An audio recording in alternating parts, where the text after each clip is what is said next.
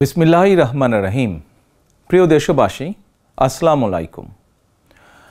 গণহত্যাকারী হাসিনার পলায়নের মধ্যে দিয়ে 15 বছরের ফ্যাসিবাদী শাসনের অবসানের পথ উন্মুক্ত হয়েছে। তাই দেশে জবাবদিহিমূলক গণতন্ত্র প্রতিষ্ঠার এখনই শ্রেষ্ঠ সময়। লাঞ্ছিত, বঞ্চিত, অধিকারহারা মানুষ একটি স্বাধীন, নিরাপদ এবং মর্যাদাকর জীবনের প্রত্যাশায় উন্মুখ হয়ে রয়েছেন। জনপ্রত্যাশা পূরণের জন্য একটি নিরাপদ এবং মানবিক বাংলাদেশ গড়ার এখনই শ্রেষ্ঠ সময়। ফ্যাসিবাদী শাসনের অবসান ঘটিয়ে দেশের গণতন্ত্র, মানবাধিকার, ভোটের অধিকার প্রতিষ্ঠার জন্য গত 15 বছর ধরে গণতান্ত্রিকামী মানুষ আন্দোলন সংগ্রাম অব্যাহত রেখেছিলেন। আন্দোলন করার সময়, আন্দোলনরত অবস্থায় এই সময় অসংখ্য মানুষ গুম হয়েছেন, অসংখ্য মানুষ হয়েছেন খুন, অপহৃত হয়েছেন বহু মানুষ, অনেকে চিরতরে হয়েছেন পঙ্গু। আন্দোলন সংগ্রামের ধারাবাহিকতায় শেষ পর্যন্ত ছাত্র জনতার ঐতিহাসিক গণ অভ্যুত্থানে গণহত্যাকারী হাসিনা দেশ ছেড়ে পালিয়ে যেতে বাধ্য হয়েছে।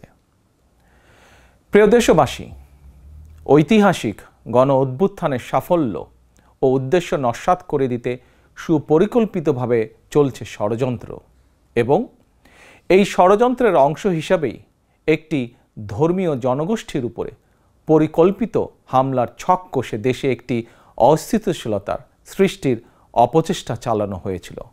তবে হাসিনা পতন আন্দোলনের পক্ষের শক্তি এবং অন্তর্বর্তী সরকারের সময়োচিত পদক্ষেপের কারণে বিতাড়িত অপশক্তির পরিস্থিতির অবনতি ঘটাতে ব্যর্থ হয়েছে। কিন্তু তারপরেও তাদের ষড়যন্ত্র থেমে নেই। কিন্তু গণ অভ্যুত্থানে চেতনা ও লক্ষ্য সুসংহত করতে হলে বিতাড়িত গণবিরোধী শক্তিকে আইনের মুখোমুখি করার পাশাপাশি জনগণের রাজনৈতিক এবং অর্থনৈতিক ক্ষমতায়ন অত্যন্ত জরুরি। জনগণের রাজনৈতিক ক্ষমতায়নের প্রধান হাতিয়ার হচ্ছে প্রতিটি নাগরিকের ভোট প্রয়োগের অধিকারকে নিশ্চিত করা যে কোনো মূল্যে। প্রিয় দেশবাসী, ক্ষমতার পরিবর্তন মানেই আমার কাছে শুধু রাষ্ট্র ক্ষমতার হাতবোতল নয়। ক্ষমতার পরিবর্তন মানে রাষ্ট্র এবং রাজনীতির গুণগত পরিবর্তন। জনগণের রাজনৈতিক এবং অর্থনৈতিক ক্ষমতায়ন নিশ্চিত করা না গেলে রাষ্ট্র এবং রাজনীতির কাঙ্ক্ষিত গুণগত পরিবর্তন সম্ভব নয়।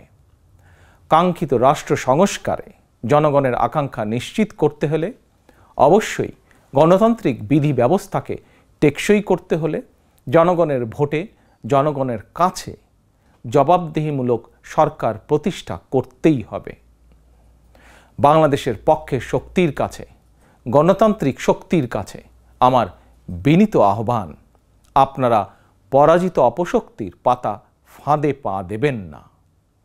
ছাত্র জনতার গণ অভ্যুত্থানকে চূড়ান্ত সফলতায় নিতে হলে কেউ দখলদারিত্বে লিপ্ত হবেন না, দখলদারিত্বে সহায়তা করবেন না, কেউ দয়া করে দুর্বলের উপর আঘাত হানবেন না, কেউ দয়া করে নিজেদের হাতে আইন তুলে নেবেন না।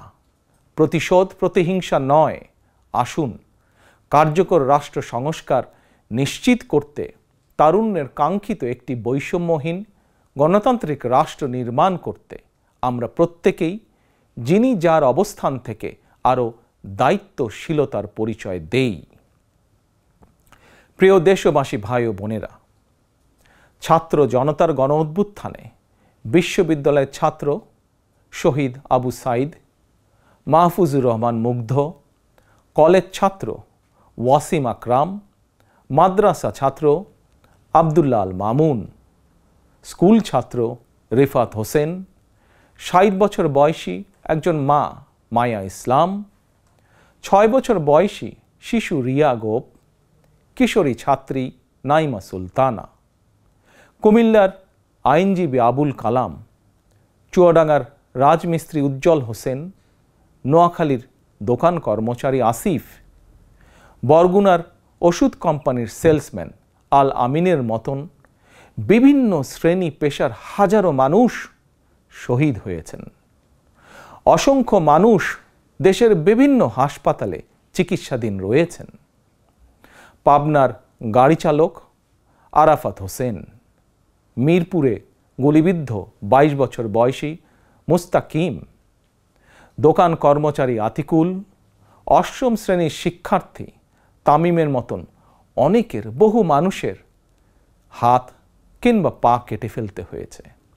শত শত মানুষ দৃষ্টিশক্তি হারিয়ে ফেলেছেন, অন্ধ হয়ে গিয়েছেন চিরতরে, পঙ্গু হয়েছেন শত শত মানুষ চিরতরে। অসংখ্য প্রাণের বিনিময় 5ই আগস্ট অর্জিত স্বাধীনতায় গণতান্ত্রিকামী মানুষ আরও একবার স্বাধীনতার স্বাদ উপভোগ করলেও হাসিনা পতন আন্দোলনে যেসব পরিবার তাদের সন্তান স্বজনকে হারিয়েছেন কিংবা আহতদের চিকিৎসা করাতে গিয়ে যেসব পরিবারে অসহনীয় দুর্দশা নেমে এসেছে, সেসব বীর সন্তানদের ঘরে মুক্তির স্বাদের সেই ছোঁয়া এখনো লাগেনি। প্রিয় দেশবাসী, গণ অভ্যুত্থানে যারা হতাহত হয়েছেন তাদের তালিকা তৈরি করে প্রয়োজনীয় সহায়তার লক্ষ্যে অন্তর্বর্তীকালীন সরকার ইতিমধ্যেই নানা উদ্যোগ গ্রহণ করেছেন। এটি অবশ্যই একটি ইতিবাচক পদক্ষেপ। তবে গণ অভ্যুত্থানে যারা হতাহত হয়েছেন তাদের পরিবারের সদস্যদেরকে রাষ্ট্রীয় আয়োজনে সম্বর্ধনা দেওয়া হলে, রাষ্ট্রীয়ভাবে সম্মান জানালে কিছু সময়ের জন্য হলেও হতাহতদের পরিবারগুলো হয়তো একটু মানসিক সান্ত্বনা পাবেন। এ ধরনের উদ্যোগ গণ অভ্যুত্থানে চেতনাকে আরও শানিত করবে বলে আমার বিশ্বাস। একই সঙ্গে প্রতি বছর 5ই আগস্টকে রাষ্ট্রীয় উদ্যোগে জাতীয় জীবনে একটি বিশেষ দিবস হিসাবে পালন করার বিষয়টিও বিবেচনা করা দরকার বলে সমাজের বিভিন্ন শ্রেণী পেশার মানুষ বিশ্বাস করেন। আমি এ প্রসঙ্গে আরও একটি বিষয় সরকারের দৃষ্টি আকর্ষণ করতে চাই। 2018 সালেও সারা দেশে কোটা সংস্কার আন্দোলন হয়েছিল। সেই সময়েও আন্দোলনকারীরা রাষ্ট্রীয় প্রতারণার শিকার হয়েছিলেন। গণহত্যাকারী হাসিনা আন্দোলনকারীদেরকে সেই সময়েও নির্মমভাবে দমন করতে চেয়েছিল, দমন করেছিল। এমনকি খুনি হাসিনা সেই সময়ে আহতদেরকে চিকিৎসার সুযোগ পর্যন্ত দেয়নি। সুতরাং দেরিতে হলেও 2018 সালের হতাহত কোটা সংস্কার আন্দোলনকারীদের বর্তমানে রাষ্ট্র কিভাবে সহায়তা করতে পারে সেটিও বিবেচনায় নেওয়া দরকার বলে আমি মনে করি। আমি বিশ্বাস করি তারুণ্যের শক্তি, তারুণ্যের আকাঙ্ক্ষাকে উপেক্ষা করে কখনোই একটি রাষ্ট্র ও সরকার অভীষ্ট লক্ষ্যে পৌঁছতে পারে না। প্রিয় দেশবাসী, এবার আমি বিশেষ করে প্রিন্ট এবং ইলেকট্রনিক মিডিয়ার সংশ্লিষ্টদের দৃষ্টি আকর্ষণ করে দুটি কথা বলতে চাই।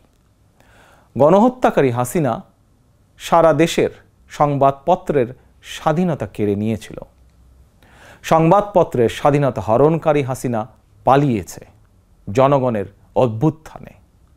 জনগণের প্রত্যাশা, আপনারা আপনাদের যার যার সংবাদপত্রে নির্ভয়ে এই শব্দটি লিখবেন, হাসিনা পালিয়েছে। হাসিনা পালিয়েছে শব্দটির পরিবর্তে কোনো গণমাধ্যম যদি ভিন্ন শব্দ প্রয়োগের অপকৌশল নেন, সেটি জনগণের কাছে আপনাদের বিবেকের স্বাধীনতাকেই প্রশ্নবিদ্ধ করবে। আপনাদের প্রতি আমার বিনীত আহ্বান, গত 15 বছরে যেই সকল পরিবারের মানুষগুলো গুম, খুন, অপহরণের শিকার হয়েছেন, ছাত্র জনতার বিপ্লবে হাজারো মানুষ যারা শহীদ হয়েছেন, আহত হয়েছেন, তাদের এবং তাদের পরিবারের দুঃখ দুর্দশার কথাগুলো আপনারা আপনাদের সংবাদ মাধ্যমে তুলে ধরবেন। সাগররুনি হত্যা মামলার তদন্ত এক যুগেও কেন শেষ হলো না, সেই প্রশ্ন আপনারা আপনাদের মাধ্যমে তুলে ধরবেন। জনগণ আপনাদের কাছ থেকে আয়নাঘর নিয়ে অনুসন্ধানী রিপোর্ট দেখতে চায়। হাসিনা দেশটাকে লুটেরার রাষ্ট্রে পরিণত করেছিল। জনগণ দুর্নীতির সেই সব চিত্র প্রতিদিন আপনাদের সংবাদপত্রে গণমাধ্যমগুলোতে দেখতে চায়।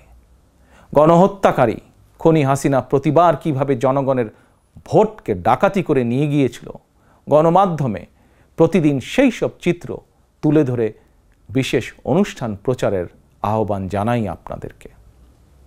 গণমাধ্যমে হাসিনার অপকর্ম ফ্রেমবন্দি থাকলে ভবিষ্যতে আর কেউ হাসিনার মতন ভোট ডাকাতি, গণহত্যায় লিপ্ত হতে সাহস করবে না, যা বাংলাদেশের ভবিষ্যৎ গণতন্ত্রের ভিতকে মজবুত করবে এবং ক্ষমতাসীনদেরকে স্বৈরাচারী আচরণ থেকে বিরত থাকতেও বাধ্য করবে। এবার আমি সারা দেশে বিএনপি এবং এর অঙ্গ ও সহযোগী সংগঠনের সর্বস্তরের নেতা, কর্মী, সমর্থক, শুভাকাঙ্ক্ষীদের প্রতি আহ্বান জানিয়ে বলতে চাই, রাষ্ট্র সংস্কারের পথ ধরে অন্তর্বর্তীকালীন সরকার যথাসময়ে জাতীয় নির্বাচনের তারিখ ঘোষণা করবে। সেই নির্বাচনে জনগণের রায় পেতে জনগণের মন জয় করুন। জনগণের বিশ্বাস, আস্থা এবং ভালোবাসা অর্জন করুন। জনগণের সুখে দুঃখে জনগণের সঙ্গে থাকুন, পাশে থাকুন, জনগণকে সঙ্গে রাখুন। ধর্ম, বর্ণ পরিচয়ের কারণে কেউ যাতে অনিরাপদ বোধ না করেন, দায়িত্বশীল এবং জনপ্রিয় দল বিএনপির একজন নেতা, কর্মী, সমর্থক হিসাবে সেটি আপনাদেরকে নিশ্চিত করতে হবে। সেটিকে নিশ্চিত করুন আপনারা। পরিশেষে আমি আরও একটি বিষয় উল্লেখ করতে চাই। গণহত্যাকারী হাসিনা পতনের আন্দোলনে দেশে ছাত্র জনতার পাশাপাশি প্রবাসী বাংলাদেশিরাও বিশেষ অবদান রেখেছেন। দেশে যখন মত প্রকাশের স্বাধীনতা রুদ্ধ করে দেওয়া হয়েছিল, প্রবাসীদের মধ্যে একদল সাহসী মুখ প্রবাস থেকেই জনগণের সামনে হাসিনার দুঃশাসনের ইতিবৃত্ত তুলে ধরে গণ আন্দোলনে সামিল থেকেছেন।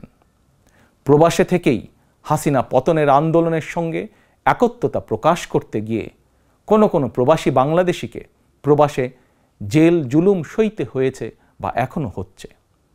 প্রবাসীদের অবদানকে কৃতজ্ঞতার সঙ্গে স্মরণ করে আমার আহ্বান, ছাত্র জনতার কাঙ্ক্ষিত একটি বৈষম্যহীন গণতান্ত্রিক বাংলাদেশ নির্মাণে অতীতের মতন ভবিষ্যতেও সংশ্লিষ্ট দেশের আইন মেনে সাধ্য মতন আপনারা আপনাদের যার যার অবস্থান থেকে ভূমিকা অব্যাহত রাখবেন।